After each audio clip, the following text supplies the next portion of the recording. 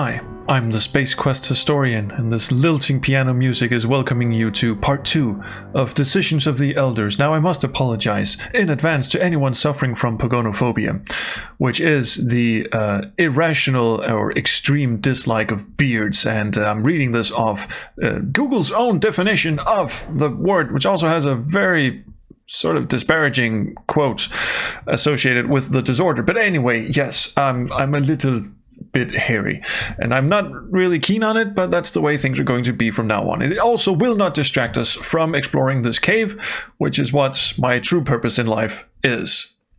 I seem to have entered bits of the cave by just clicking madly around, mostly by accident, but I'm now entering an even darker part of the cave, and ouch, knock your head, ouch, twice. All right, cool. It's very cool. And I emerge up here, which is awesome. I'm okay with this. This pillar reminds me of something. I think it reminds me of some of the trees on Labion from Space Quest 2, maybe? Maybe he drew over that. This little bit up here looks a mite bit suspicious. It is a bright crystal that is hanging from the ceiling. You can see your own reflection in its shiny surface. It also does not have the same color as everything else around it. So can I chop at it? Since you are no axe thrower, you'd never hit the crystal, but yourself. All right, let's not do that then. What was this thing again? Oh, it's the torn end of my rope. While the top end of my rope was solid, this part is soft and porous. Feels like a dry sponge. Alrighty. This is hopefully a rock. Maybe I can lug that. Disgusting heart-chewing gum that someone used to attach that heart-shaped stone to the rock in the cave. Well, it's hard, so maybe I can just chuck that. Actually, you don't need to modify this crystal. It's already perfect for your purpose.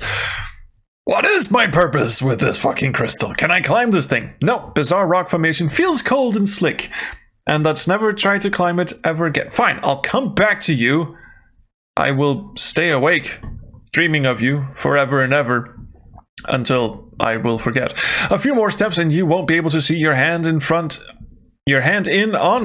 of your face. Excellent. Sorry, pal. This is a no-go until you bring some light.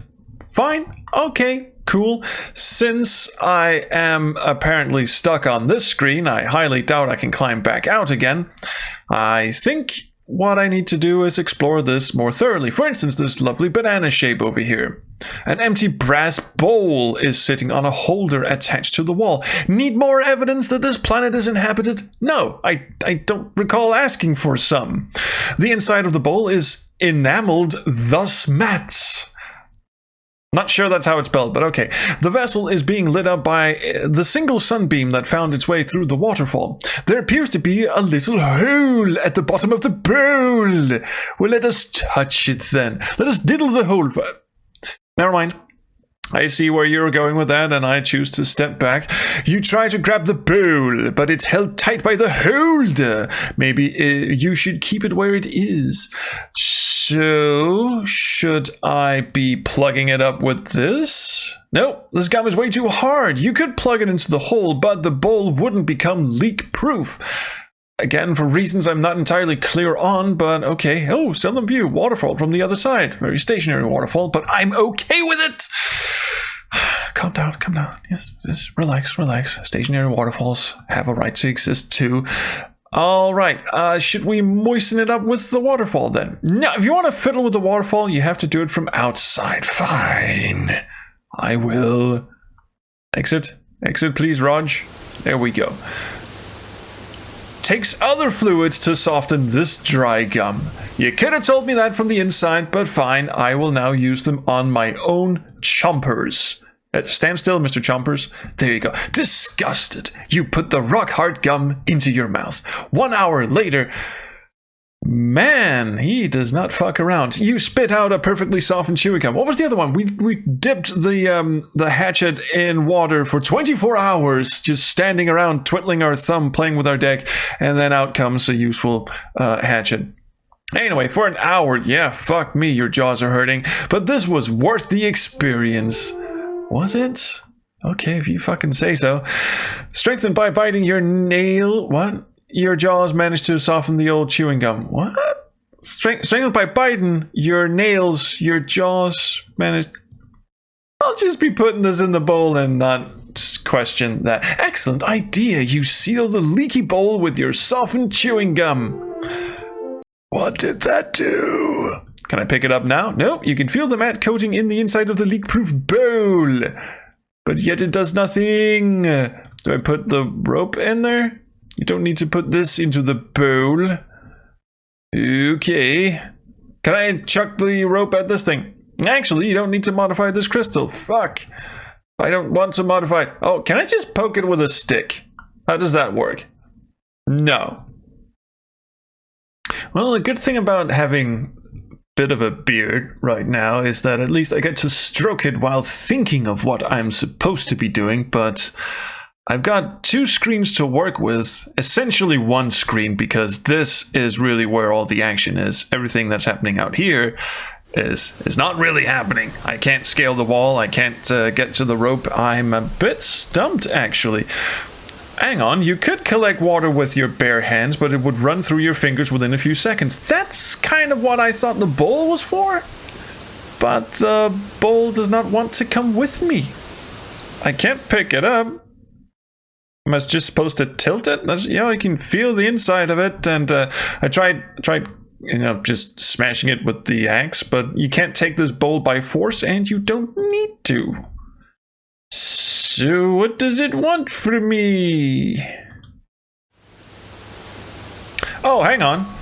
Okay, now I'm just trying everything, but I just tried using the bit of wet rope on the waterfall for reasons I couldn't tell you even if I wanted to. You wet your rope end. But it was already wet, wasn't it? Okay, well, I guess it's even wetter now. And it turned blue. You've soaked your sponge-like piece of rope. What are you going to do with all the water now? Well, apart from shoving it up my own ass, I think I'll stick it in the bowl then. Okay, you wring out your wet auxiliary sponge, fill the brass bowl with water, and create a sophisticated reflection. Oh, because it was spongy. It wasn't wet, it was just spongy. So it collects all the water, and then you squeeze it out into the bowl. How does that work? But okay, good thinking, Jerry. The passageway should now be bright enough for further investigation. Since you are tired of carrying around wet things in your pants... Steady on now. We're only halfway through the game. You decide to dispose of your rope end. And onwards we scoot to vengeance? Possibly? I guess we're on a rescue mission, so there's not much vengeance to be had yet. But mark my words, there will be vengeance. Oh, there will be vengeance. Exit the screen, please. Oh, there you go. The path describes a sharp curve to the right, in detail, boringly. The light which you proudly redirected is growing fainter with every step you take. Eventually, the path starts to ascend. You have lost your orientation minutes ago. And then he tumbles down and dies on a sharp piece of... While you are starting to breathe heavily. When you are about to give up and turn back, you suddenly see light at the end of the tunnel. This means you are close to death. Have fun. Oh, hello. You have managed to find a path through the caves, but the worst is yet to come. Oh, what do you mean by the worst? That little chasm ahead? That's going to be a piece of cake for me. Oh, maybe. But let's see if you can approach that little chasm in the first place. I'm gonna get what? Whoa! I thought I was gonna get blown off by the wind or something, or just teleported. What the hell was that? You must have triggered some transporting mechanism. But I didn't touch anything this time. I didn't even see anything. That's because these secret SRSTs, small range security transporters, work with an invisible mechanism, a magnetic grid on the floor. Narrator to protagonist. I mean, one thing is just simply arguing with the narrator. Now the narrator's actually informing him of things in the world. I have questions. But okay, apparently Jerry doesn't, so life is incredible. You wonder how this brave little tree can live in a rock crevice. I don't know, let's poke at it, see what happens. You cannot reach the little tree with your hands. Even if you could, you would still not be able to unroot it. In which case, I will... What the hell is that thing? Beautiful red-colored stone is sitting on a little ledge. Can I have it? Of course you want to get the stone, but you cannot simply grab it with your hands. It is beyond reach. Well, thank fucking Christ I have this little hook-em-a-bob thing. I call it Mr. Hookie. A good idea, basically, but with this little tree growing in the way, you'll never get hold of the colored stone with your tools. So many things I must kill with my axe to proceed. Okay. Once more, you take out your fine axe and start to chop that brave little tree, you monster. Right at your last blow, your axe gets stuck in the tree and falls into the deep together with its victim. Oh no! I suck. And I killed something. Oh shit. I still have the lonesome dried out handle of an axe. Well, at least I can still beat someone over the head with it. Okay, one last time. You are taking that long tool out of your pants. Again, still only halfway through the game. Please hold your innuendo until the end. You start to angle for the stone below. Again, please. Dexterous as you are, you manage to retrieve the red stone. However, your victory takes its toll. While pocketing the stone, you drop your cane. Clumsy you! Jerry is surprisingly clumsy. It's amazing he doesn't just trip and fall over the edge for no reason. Okay, what looked like precious stone turns out to be ordinary iron ore. Well, that was certainly useful, losing two magnificent tools over. So now I have something useless and a bit of wood. So, let's do that again. It's fun every time. Maybe he will materialize inside out, like the baboon or so. Christ's sake, how can I avoid triggering this magnetic mechanism while it's invisible? By making it visible. And how do I make it visible? Hey, you figure it out by yourself. You're the hero, after all. You already know that the mechanism leaves a magnetic trace, and I would bet it takes more than the weight of a fly to trigger it. Okay?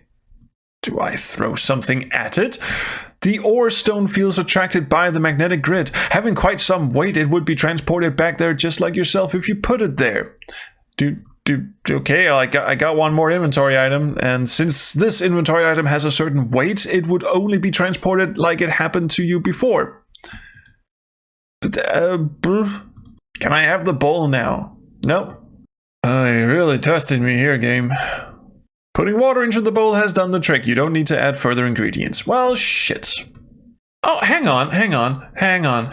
It says ore stone feels attracted by the magnetic grid. So, if I toss it over there... You know what? I actually thought that would work.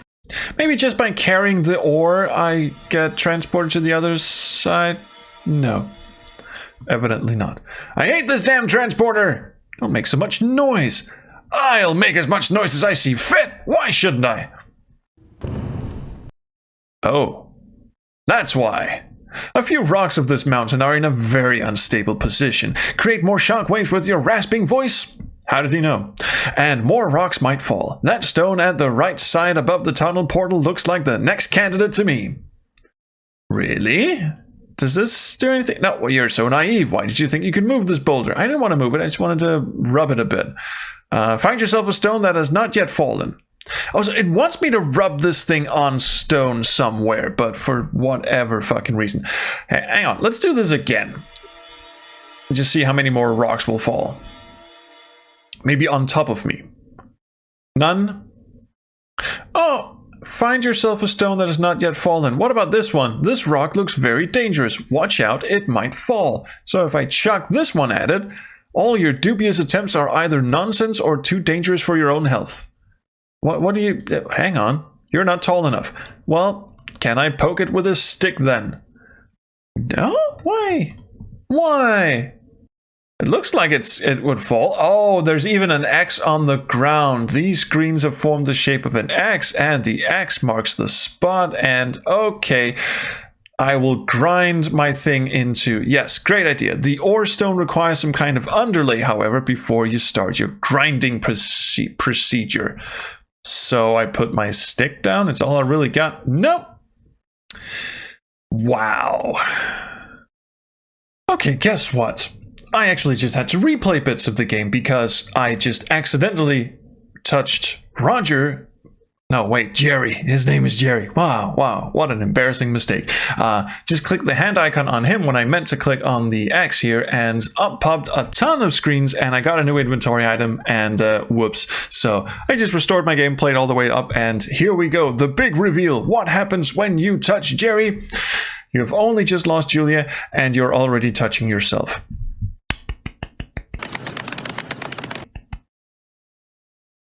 But wait! What's this in your pants? A sports magazine! You never know when a sports magazine may come in handy. I wonder if it might be a swimsuit-related sports magazine. I am not really interested. Shouldn't you better carry along a tech guide or some futuristic user manual? The kind of stuff would have more potential to come in handy. But, okay, Jerry, you can keep your useless magazine. Thank you. Anyway, this thing said it needed an underlay, so I'm going to put this down. Why not? You place your magazine on the X-shaped greens. And now we put this thing, ore-y thing. Here, you place the ore stone on your magazine on the ground. What next? Now we yell at it. Okay. You send that labile rock some positive vocal vibration, causing it to fall. Nice. Good work. Your ore stone has now turned into ore powder. Too bad it's buried under the grindstone. Well, I'll bet it still works. Nah. Can I move it? Rock's too heavy. But yes, you work out, we know. But this stone is too heavy, even for a Hulk like you.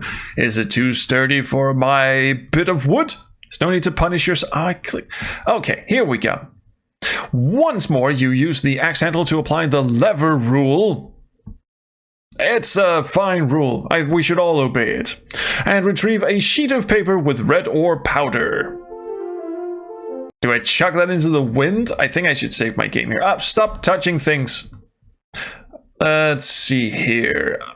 Chuck it at this. No, chuck it over there. No, chuck it there. You blow the ore powder to the area where you expect the magnetic grid to be hidden. As you expected, or guessed, right? The ore powder is attracted by the magnetism of the grid, thereby giving you a vague idea of where to step. You are so smart, Jerry. Not entirely sure I did that on my own, but okay. Also, precision maneuvering in a point-and-click game. This will not go well. I fear there may be safe scumming. Whoops, I just safe scummed. Did you see it?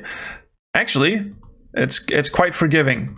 So now I can, could you, oh my god, move out of the way please so I can click there. As usual, you do not really know what you're doing. You mess around with the panel until the arrow points in the other direction. Well done, Jerry. Well done indeed. So if I just walk carelessly off the cliff, it teleports me to the other side. Cool. Great job, Jerry. This little chasm is indeed a piece of cake for a Wilco. Whatever that means. Watch your step, Jerry! Why? Oh, my. That's why. Oh, God. Slow motion and everything. What the fuck? Okay, am I supposed to grab onto something? I'll grab onto this thing. You don't need to surprise Julia with flowers. I really wanted to... This is a slow motion scene. In fact, you're falling really, really fast and cannot simply stop your fall by grabbing the cliffs. Oh, hello. Timing is everything. You grasp your only chance. No, you grab your own chance and grasp at nothing. Too early, my friend. But this is a non-lethal game. For some reason. So let's assume you're still falling and there comes another balloon. Oh, so it retries. Okay. I see what you're doing, game. Interesting choice to have no deaths in a Space Quest fan game, but there we go. Good timing. The balloon gives you a safe ride down and therewith rescues you from sudden death. What the fuck is happening? Part 2, physics lessons. I think we've had all the physics lessons I can stomach, really, but okay, let's give it a shot. You have found yourself a perfect landing site, Jerry. In the middle of this circle? Jerry? He's gonna fall flat on his face right next to it, isn't he? Uh-oh. Oh. Being a bad navigator, you find yourself in the top of a gigantic tree. bad navigator. This stupid balloon has been uncontrollable. Apropos, where is it? Oh, it must be stuck somewhere in the branches. And don't call it stupid. It has just saved your miserable life after all. I'm just wondering where it suddenly came from. Quite dubious, isn't it? It's the third time a heart-shaped item has been helping you. First, the heart-shaped leaf that helped you discover the fish hook. Didn't help me squat. I just clicked randomly. Then the heart-shaped stone with the chewing gum to seal the bowl in the cave. And now the heart-shaped balloon saving you from certain death. Alright, but how could this balloon bear my weight in the first place? Doesn't it take a much bigger helium balloon to carry my beautiful 70-kilogram body? That's because that balloon has been filled with space cow fart, an ultralight gas. It's illegal, though, because it's toxic. If your balloon had burst, it would have paralyzed you within milliseconds. Okay, a space cow once farted right into my face, and I can still walk. That's because it was only a calf, and it still managed to paralyze more than 90% of your brain cells, obviously. Is this conversation over soon? Okay, fine. Tree time. It's lovely, lovely tree time. I shall walk into the midst of these fine-looking bees. You certainly don't want to get any closer to this hive, do you? I certainly do. But apparently, I also don't. I still have my stick, though, so I'm going to poke them. You should never, ever provoke a bee swarm. But even if I want to? Okay, there's a dry leaf. I will have the dry leaf. And then I will light a fire. Yes, I will stick the dry leaf in this hole. Then I will rub it gently with my wood. Again, please, I promise there will be plenty of time for innuendo later. And out comes my wood for rubbing. You stick your axe handle into this hole in the branch and spin it until the dry leaf catches fire. You have just created smoke, and sometimes smoke is good. Well done.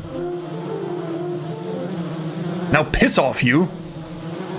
The bees are not amused. Being non-smokers, they evacuate the hive. But don't worry, not a single bee has been hurt. They will all be able to return to their home as soon as you have left this picture.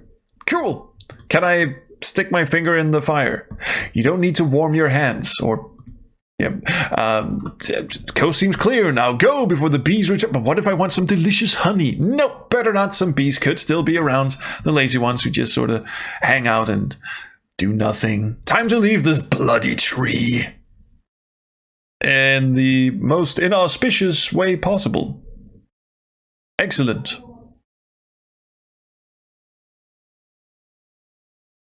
And here we go. And there's my balloon. Clearly. And there's Roger just sort of shimmying down the side. There we go. Awesome.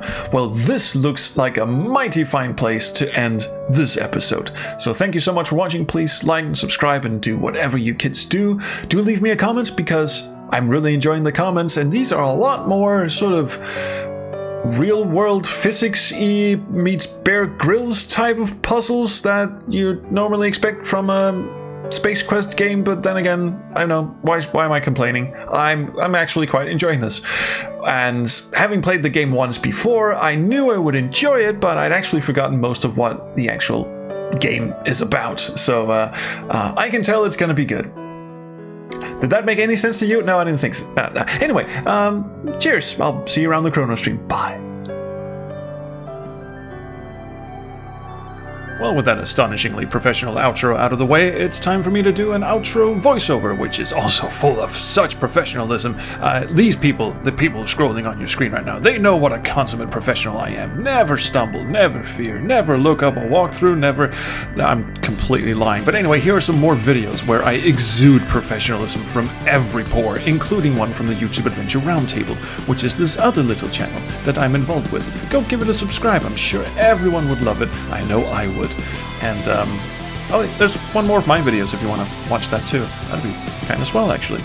Goodbye.